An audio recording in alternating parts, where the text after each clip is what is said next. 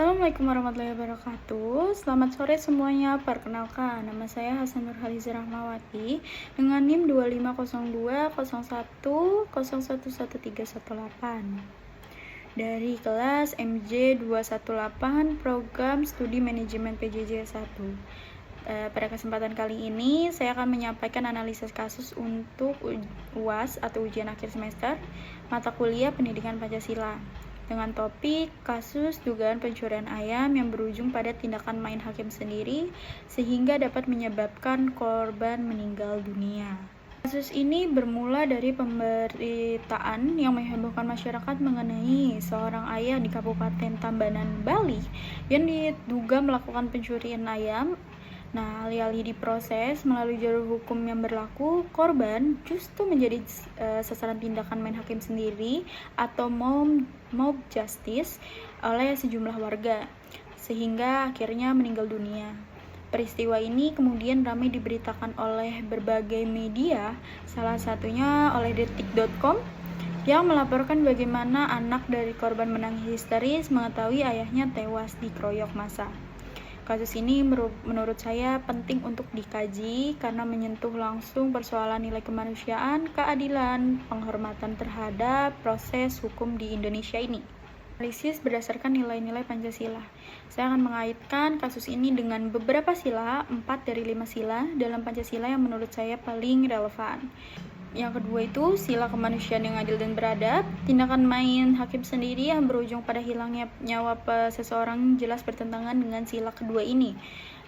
Setiap manusia sekalipun diduga bersalah tetap memiliki hak untuk diperlakukan secara manusiawi dan berhak atas proses hukum yang adil. Tindakan main hakim sendiri itu justru merampas hak itu tanpa melalui mekanisme yang sah.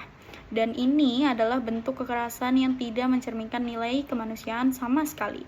Ketiga itu sila persatuan Indonesia. Tindakan kolektif berupa pengeroyokan oleh massa menunjukkan hilangnya kontrol sosial dan solidaritas yang salah arah. Alih-alih menjaga ketertiban dan persatuan, tindakan ini justru memecah rasa aman dalam masyarakat dan menimbulkan trauma sosial. Sila keempat, sila kerakyatan yang dipimpin oleh hikmat dan kebijaksanaan dalam permusyawaratan dan perwakilan. Sila ini mengajarkan bahwa setiap persoalan, termasuk dugaan tindakan pidana, seharusnya diselesaikan melalui musyawarah dan mekanisme yang berlaku, bukan melalui tindakan sepihak dan emosional. Ketika masyarakat main hakim sendiri, mereka sebenarnya sudah mengalih peran aparat penegak hukum yang bukan wewenangnya. Sila kelima yaitu sila keadilan sosial bagi seluruh rakyat Indonesia. Keadilan tidak bisa dijalankan secara pihak oleh siapapun. Jika benar terjadi pencurian, maka pelaku berhak diproses secara hukum dan mendapatkan hukuman yang setimpal melalui pengadilan, bukan dieksekusi oleh massa yang emosinya sedang tersulut. Indonesia adalah negara hukum. Kaitan dengan Indonesia sebagai negara hukum. Indonesia adalah negara hukum sebagaimana tindakan dalam pasal 1 ayat 3 UUD 1945. Konsekuensinya setiap tindakan hukum harus dijalankan melalui proses yang sah, bukan berdasarkan kehendak sepihak masyarakat. Menariknya, meskipun belum ada pasal yang secara eksplisit menyebut istilah main hakim sendiri, pelakunya tetap dapat dijerat secara hukum. Berdasarkan referensi yang saya baca dari indonesiabaik.id, pelaku main hakim sendiri dapat dikenakan pasal 351 KUHP tentang penganiayaan atau pasal 170 KUHP tentang kekerasan bersama-sama atau pengeroyokan. Bahkan, jika tindakan tersebut mengakibatkan korban meninggal dunia, ancaman hukumannya bisa mencapai 12 tahun penjara. Artinya, tindakan yang dilakukan oleh massa dalam kasus ini bukan hanya melanggar nilai moral dan Pancasila, tapi juga menjelaskan merupakan tindakan pidana yang bisa diproses secara hukum. Menurut saya, kasus ini menjadi cerminan bahwa masih ada masyarakat yang belum sepenuhnya terpercaya pada proses hukum, sehingga memilih mengambil tindakan sendiri. Ini adalah masalah yang serius karena negara hukum hanya bisa berjalan baik jika masyarakat percaya dan menghormati sistem hukum yang ada. Solusi yang saya taruhkan ada beberapa hal. Pertama, perlu adanya edukasi hukum yang lebih pasif kepada masyarakat, terutama di daerah mengenai bahaya dan konsekuensi hukum dari tindakan main hakim sendiri.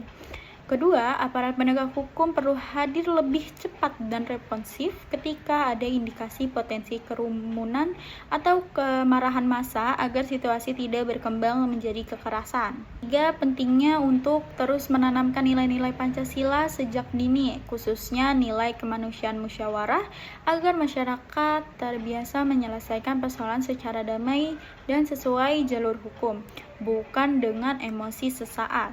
Saya percaya jika proses hukum berjalan dengan cepat, transparan, dan adil, maka kepercayaan masyarakat terhadap hukum akan lebih meningkat, sehingga tindakan-tindakan main hakim sendiri seperti bisa diminimalisir di masa depannya. Demikian analisis kasus yang saya dapat sampaikan mengenai kasus dugaan pencurian ayam yang berujung pada tindakan main hakim sendiri, ditinjau dari nilai-nilai Pancasila dan prinsip Indonesia sebagai penegak hukum. Semoga kasus ini menjadi pembelajaran bagi kita semua untuk senantiasa menjunjung tinggi hukum dan nilai kemanusiaan.